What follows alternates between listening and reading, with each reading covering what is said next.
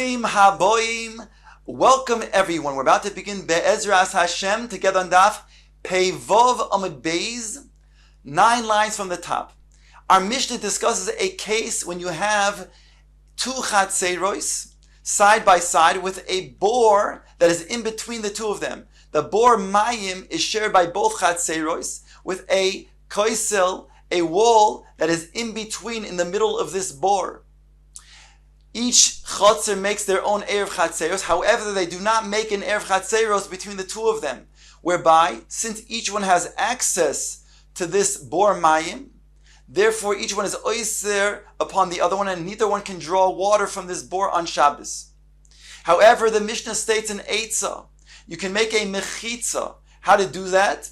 The Tanakam explains, and this is al pi the maskana, that this is really Beis Hillel's opinion, that you can go ahead and make the mechitza that is going to be above the water. That means above the surface of the water is where the mechitza would be. Or you can make it higher up at the rim of the bore, the lip of the bore, and that's going to be in the airspace of the bore as well. That will then make it so there's going to be a heker, enough of a way of then showing that there's a separation, whereby each one can draw water on Shabbos using this bor mayim. Rabbi Yehuda in the Sefer of our Mishnah argues and says there's nothing better than the original wall that is in between the chatzeros that goes over this bor. And therefore you don't have to come to the Eitzah that the Tanakama and Beis Hillel learn, that you go ahead and make a mechitza in the interior of the bor. No, you don't have to do that.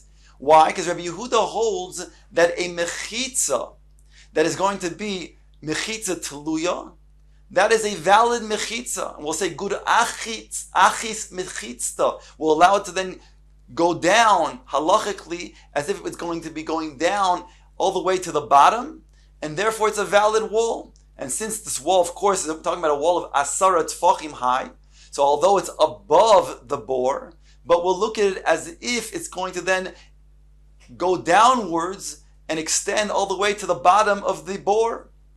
Says the Gemara, Omar Rabbi Bar Chana, Omar Rabbi Yochanan. Rabbi Yehuda b'shitas Rabbi Yosi Omro. This sheet that we just explained, Rabbi Yehuda in our Mishnah, this follows like the shita of Rabbi Yosi, who discusses such a mechitza in Shabbos, that a mechitza can be what's called a mechitza tluya, and we will view it with what we call again good achis mechitza, and we'll view it as if it's going downwards halachically. Says the Gemara, Domer mechitza tluya materes afilu b'yabasha. That's the sheet of Rabbi Yosi, Desnan, like it states in Sukkah. Hameshal shel defanois milamala lamata. If one lowers a wall from top to bottom, that means to say we're talking about a 10 tfachim height. He has a wall 10 tfachim high, and he lowers it from that 10 tfachim downwards. If it's bizman she begevoyos mina aretz gimel tfachim psula. If it does not reach the ground, it's higher than 3 tfachim from the ground. So although again we're talking about a wall that's asara tfachim, but it doesn't reach within 3 tfachim of the ground, then it's going to be psula. Mimata lamala.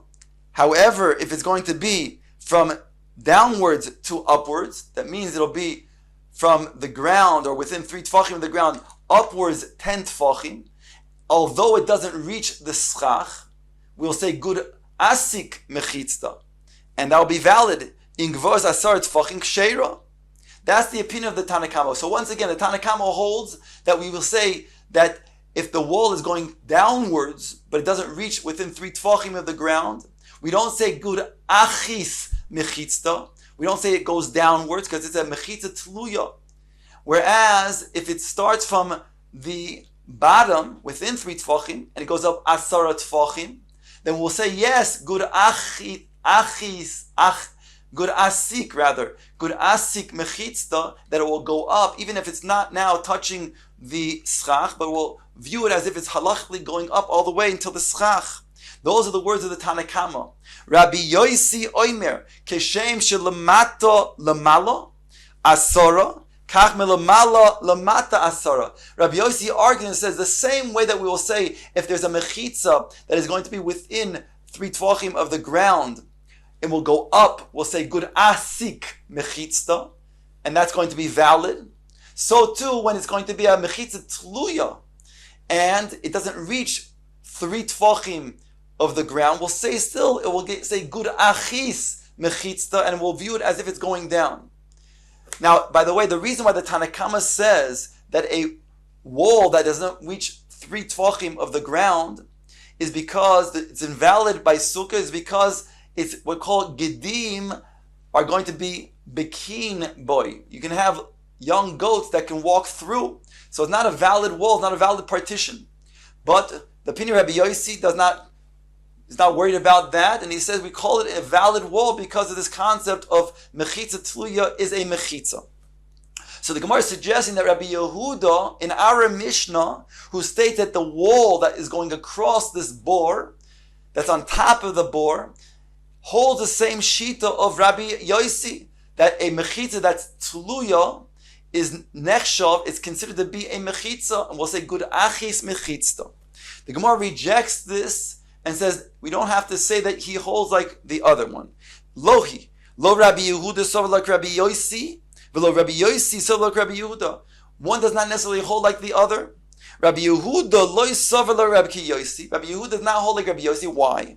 Because ad kan lo kama Rabbi Yehuda ele be'eru ve'chatzeros dirabanan. When did Rabbi Yehuda state this din in regards to a mechitza that is going across the bore, allowing then the 2 chatzeros to draw water from this bore, because he says it's going to be a valid mechitza, and we'll say good achis mechitza. That's in regards to eruv chatzeros, which is the rabbanon. Aval sukkah de'araisa loy, but sukkah, which is a mitzvah de'araisa, then he would not say that a mechitza that's tluya is called a mechitza. V'lo Rabbi Yosi sav like Rabbi Yehuda, and we can say the opposite as well. Rabbi Yosi does not hold like Rabbi Yehuda because ad kan lo kom Rabbi Yosi ele besukkah the iser asehu. He only said his din that a mechitza tluya is called a mechitza, and we say good achis mechitza in regards to sukkah, which is a mitzvah aseh.